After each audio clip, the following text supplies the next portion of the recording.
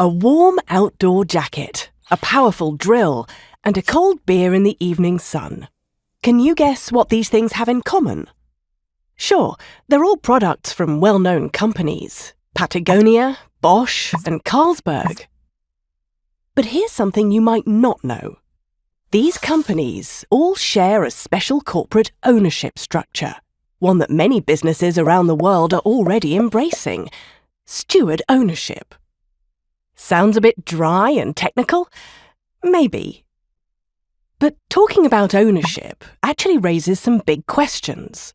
Who has power in companies, and who benefits from the value and profits they create, and why? Ownership concerns all of us because it affects how companies behave.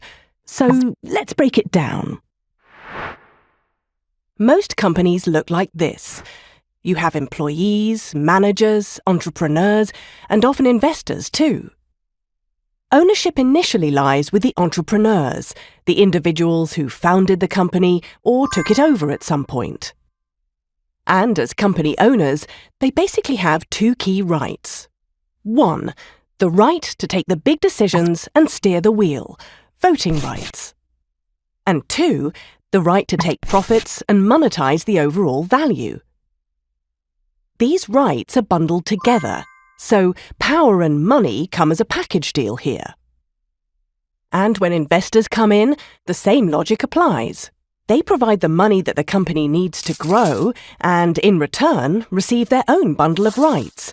They become owners as well.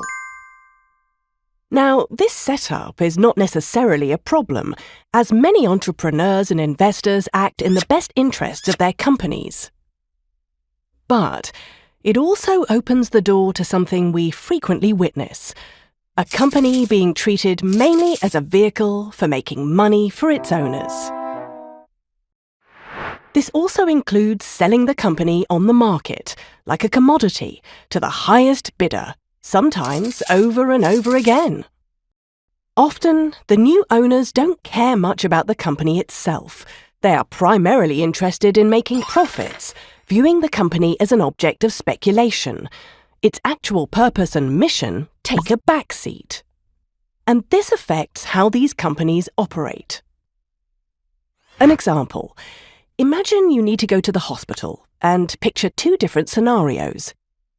Option A. The hospital has been bought by a big investment fund. The staff and doctors are under pressure to cut costs and boost profits for distant shareholders they've never even met. Option B. Control over the hospital cannot be sold. Profits are primarily reinvested into the hospital itself. The staff can focus on the true purpose of their work, caring for patients' health. Today, more and more company owners choose option B, and that's exactly what steward ownership is all about. But how does it work? Instead of bundling power and money, steward ownership separates them. Control stays with the entrepreneurs. Voting rights are handed over in trust to the next generation of responsible leaders. The company stays independent. This is the first principle of steward ownership: self-determination. The second principle is called purpose orientation.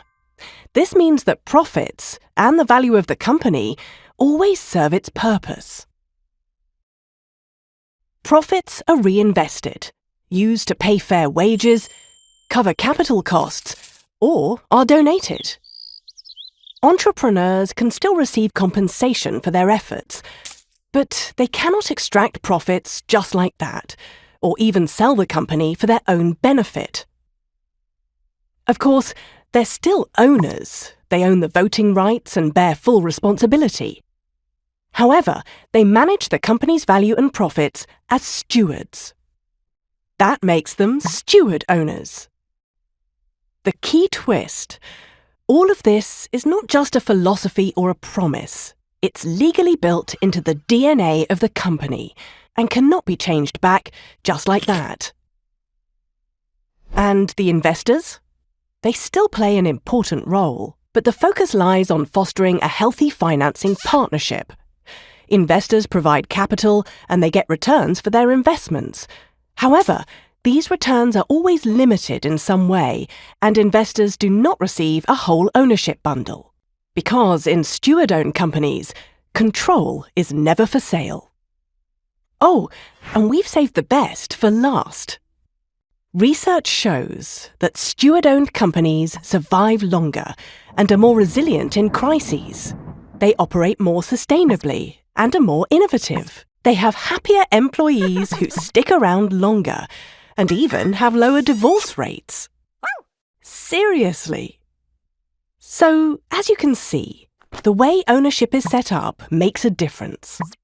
The questions of who holds power and who receives profits aren't just worth asking.